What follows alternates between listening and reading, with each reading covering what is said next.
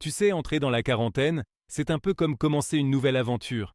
C'est le moment où l'on se lance vraiment dans une vie plus réfléchie, où toutes les expériences qu'on a vécues nous aident à mieux nous connaître, à faire des choix qui nous ressemblent, à vivre une vie qui nous tient vraiment à cœur, à construire des relations qui comptent et à nous concentrer sur des objectifs qui durent, plutôt que de courir après des réussites qui ne font que passer. Imagine un peu, t'as la trentaine, t'as un boulot qui te demande beaucoup, et là, ton loyer augmente encore plus que prévu. La semaine dernière, t'as fait les courses et ça t'a coûté beaucoup plus cher que prévu. Et en plus, il y a une facture imprévue pour la réparation de ta caisse qui tombe juste quand tu veux aider un membre de ta famille qui galère. Tu sais, il y a des moments dans la vie qui nous font nous demander si on a toujours pris les bonnes décisions. Si tu te reconnais dans ce que je dis, sache que t'es pas tout seul. Beaucoup de gens traversent cette période où on essaie des trucs, on fait des erreurs, où l'argent ne suit pas toujours, où les abonnements s'accumulent en temps douce, et où on a l'impression de courir après le temps. Mais, et c'est là que ça devient intéressant, quand on rentre dans la quarantaine, ces mêmes défis deviennent les briques qui construisent une stabilité. Tu sais, avec tout ce que tu as appris, tu peux maintenant organiser tes journées en fonction de ce qui te fait vraiment du bien. Prends ton temps, ne te précipite pas. Regarde, tu n'as pas besoin d'oublier le passé. Tu peux t'en servir pour construire quelque chose de solide et de sensé. Ça ne se fait pas en un jour, mais tu vas voir, ça va t'ouvrir des portes que tu ne soupçonnais même pas. Tu commences mais à reconnaître des schémas dans la façon dont tu as géré les pressions, comme les moments où tes économies ont perdu de leur valeur à cause de l'augmentation des coûts, ou lorsque tu as dû faire des choix précipités qui ont aggravé ton stress. Ce ne sont pas seulement des revers, ce sont des signaux qui indiquent même la nécessité de disposer de réserves pour te permettre de respirer. Tu sais, ces premières décennies, c'est un peu comme une grande aventure où on teste des idées sur ce qui nous apporte sécurité et épanouissement. Peut-être que tu as cherché des jobs bien payés qui promettaient de gagner gros vite fait, mais que tu as vu après que ça menait juste à l'épuisement et à pas vraiment de progrès sur le long terme. Ou peut-être que tu as emprunté pour des trucs qui semblaient super importants à l'époque, genre améliorer ton appart pour être au même niveau que les autres, mais tu as vu après que ça t'avait empêché de mettre de côté pour ton avenir.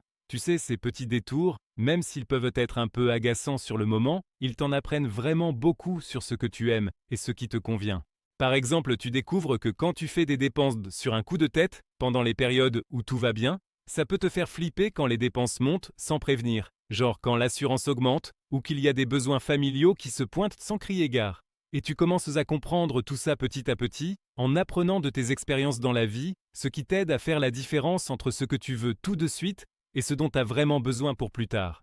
Tu sais, c'est un peu comme créer ta propre carte en rassemblant des morceaux de papier sur lesquels tu aurais noté des idées, des pensées, des expériences, et où chaque petit écart entre ce que tu attendais et ce qui s'est vraiment passé te permet de mieux y voir clair. Quand tu arrives à ce stade, tu peux enfin avancer sans trop te prendre la tête, en comprenant que tout ce temps où tu galérais à essayer de comprendre ce que tu voulais vraiment faire, tout ça, c'était en fait une étape indispensable pour apprendre à te connaître et à identifier ce qui te correspondait vraiment. Je pense à cette personne que je connais, qui a passé sa vingtaine à changer de job comme de chemise, et à chaque fois, elle apprenait un peu plus que c'était pas en suivant les tendances qu'elle allait trouver la stabilité, mais en se mettant dans des rôles où elle pouvait être elle-même, à son rythme. Tu sais, parfois, il faut savoir lâcher prise et se libérer du poids de maintenir les apparences. Prenons un instant pour réfléchir ensemble à cette sensation d'épuisement que l'on ressent lorsque l'on s'épuise à suivre le rythme effréné des sorties sociales. Ces moments où l'on se sent vidé à la fois dans son énergie et dans son porte-monnaie. Et puis, on finit par comprendre que des engagements plus posés, plus choisis avec soin, apportent une satisfaction bien plus profonde. Ces petites prises de conscience s'accumulent doucement, et elles guident notre attention loin des validations extérieures, vers les vérités qui résident en nous. À mesure que l'on s'entend mieux, que l'on se comprend mieux, on se sent naturellement plus enclin à faire des choix qui nous ressemblent, qui sont plus authentiques, moins influencés par le tumulte du monde extérieur.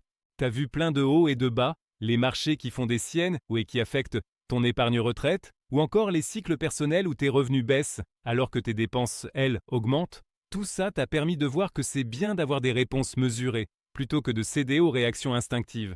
D'ailleurs, c'est prouvé scientifiquement. Plus on prend de l'âge, plus on gagne en stabilité émotionnelle.